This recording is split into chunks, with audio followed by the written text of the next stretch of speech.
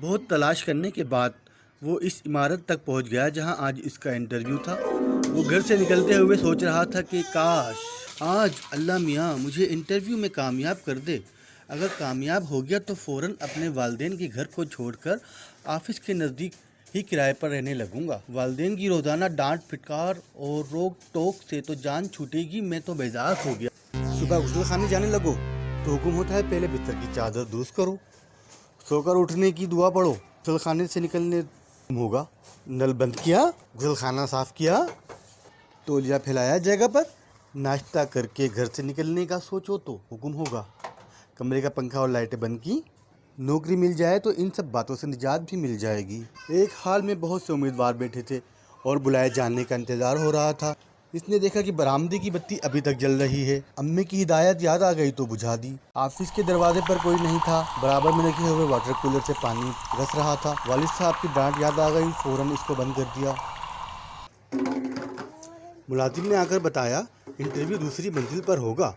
سیڑھی چڑھتے ہوئے نظر پڑی، سیڑھی کی لائٹ بھی جل رہی تھی جبکہ اچھا خاصا اجالا تھا۔ اسے بند کر کے آگے بڑھا تو اوپر گیا تو دیکھا کہ پہلے سے موجود امیدوار اندر جاتے ہیں اور فوراً واپس آ جاتے ہیں۔ میں نے دل میں سوچا کہ کہیں یہ انٹرویو خانہ پوری تو نہیں۔ معلوم کرنے پر پتہ چلا کہ وہ درخواست لے کر کچھ پوچھتے نہیں ہیں، واپس بھیج دیتے ہیں۔ اپنے نمبر آنے پر میں نے اپنی اسناد کی فائل مینیجر کے سامنے رکھ دی۔ تمام کاغذات دیکھ کر مینیجر صاحب نے پوچھا کب سے جوائن کر رہے ہو؟ ان کے سوال پر مجھے لگا جیسے میرے ساتھ کوئی مذاق کیا جا رہا ہے۔ مینیجر نے محسوس کر لیا اور کہا یہ اپریل فول تو نہیں، حقیقت ہے۔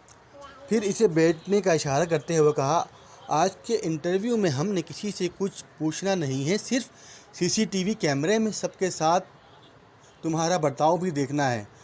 سبھی امیدوار آئے مگر کسی نے لائٹ بند نہ کی، نہ بند نل کیا، نہ کرسی راستے سے ہٹائی۔ مبارکباد کے مستحق ہیں تمہارے والدین جنہوں نے تمہیں تمیز اور تہذیب سکھائی، جس کا طور طریقہ مہذب نہیں وہ چاہے جتنا ہوشیار، نظم و ضبط کے بغیر وہ زندگی کی دوڑ میں پوری طرح کامیاب نہیں ہو سکتا۔ ملازمت حاصل کرنے کے بعد میں اپنے آپ سے شرمندہ اور اپنے والدین پر فخر کر رہا تھا جنہوں نے زندگی کے ہر مرحلے پر میری رہنمائی کی۔ آج مجھے شروع کر دیا۔ میں نے پوری طرح طے کر لیا تھا کہ گھر پہنچتے ہی اپنے امی ابو سے معافی مانگ کر انہیں بتا دوں گا کہ آج زندگی کے پہلے امتحان میں ان کی چھوٹی چھوٹی باتوں پر روکنے ٹوکنے اور تربیت کی وجہ سے کامیاب ہو گیا ہوں۔ آج مجھے جو عزت ملی اس مقابلے میں میری ڈگری کی کوئی حیثیت نہیں، یعنی صرف تعلیم ہی نہیں، تہذیب کا بھی مقام ہے۔